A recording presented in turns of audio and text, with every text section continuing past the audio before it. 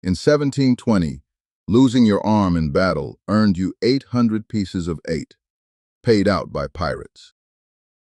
That was more than an honest sailor made in a decade, and it was written into a contract every pirate signed. This is your life at every rank of a pirate crew, from expendable child to elected king of the ship. But the strangest part comes first. The most powerful man aboard is not the captain. You will meet him later. Your story starts in the Royal Navy. Miserable pay, constant floggings, and the merchant ships are barely better. Wages withheld for months. So when pirates board your merchant ship and offer you a choice, join or row home, you barely hesitate. Piracy's golden age runs from the 1680s to the 1720s. Less than 50 years. You've joined at its peak. You sign the Articles, a code where every man gets an equal vote, a democracy of criminals, and you are its bottom rung. Your first rank barely counts as one. Powder Monkey. The name is unofficial. So is your chance of surviving the year. Powder monkeys are boys of 12 or 13, sprinting open gunpowder charges past burning fuses to the cannons mid-battle.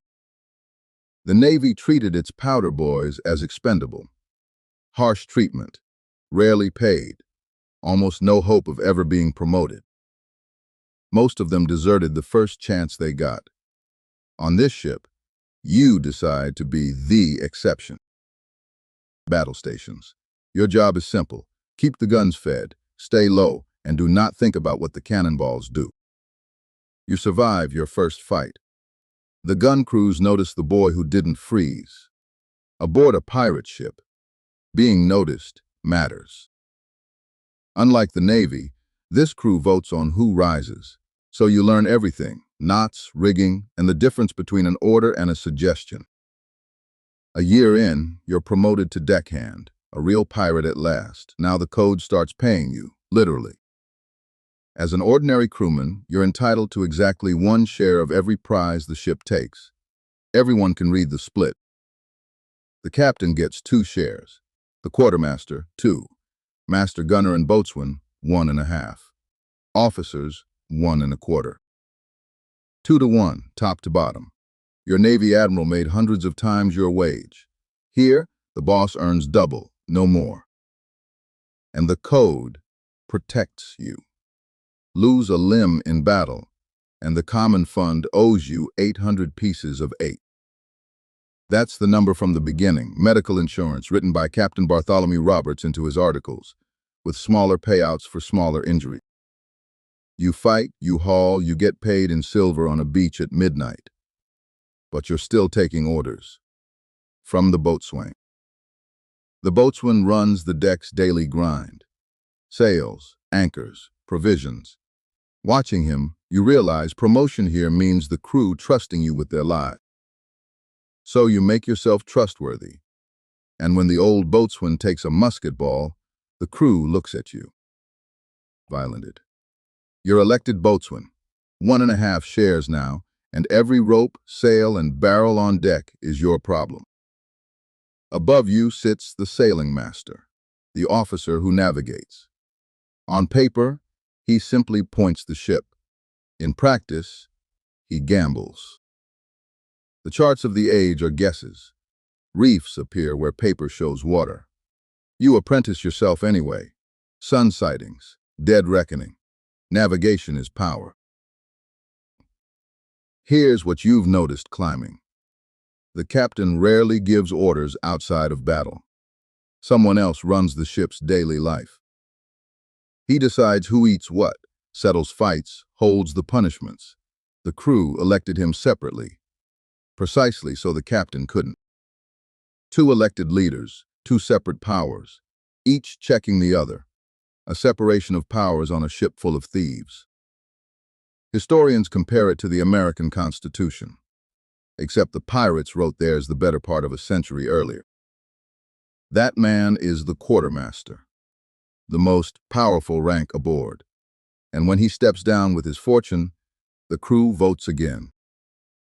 You are elected quartermaster. Not the top rank, the powerful one. The answer to the promise at the start of this story. You control the food. You control the water. On a wooden world, weeks from land, that is control of everything. Every dispute comes to you. Every punishment is yours to hand down. The captain commands battles. You command the other 90%. You divide the loot. Every share counted before every man. Get it wrong once, and crews reserve a worse fate than firing for officers who steal. You've heard the stories ashore. Thieves made to walk the plank into the sea.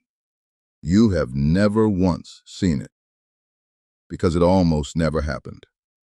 Walking the plank comes from writers a century later. The real punishment was worse. I fenced by liveries deserver than ruined. Land took it of retinning in a resonant because a narrow beling and a harjant fortism. Marooning, rowed to a bare island and left with a keg of water and a single pistol. The pistol isn't for hunting. You maroon exactly one thief in your years. Nobody questions your ledger again. Then, off the African coast, the captain falls in a broadside.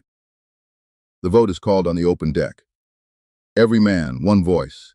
The powder monkeys, too. You win by a show of hands. You are captain now. Double share, the great cabin. Your name on the ship's fear. And almost no actual power. In battle, your word is absolute. Instant, unquestioned. Life and death. That is the whole of your kingdom. The fight. Outside battle, the ship votes. Where to sail, whether to attack, when to head for shore. Majority decides, captain included.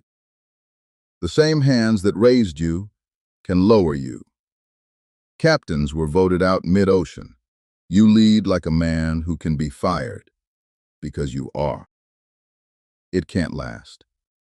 Pirate careers were short, almost without exception. A few violent, wealthy years, and then the noose or the sea. You choose the third ending.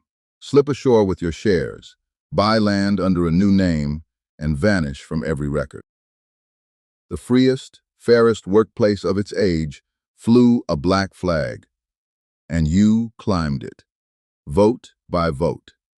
Next time, the empires that hunted pirates down.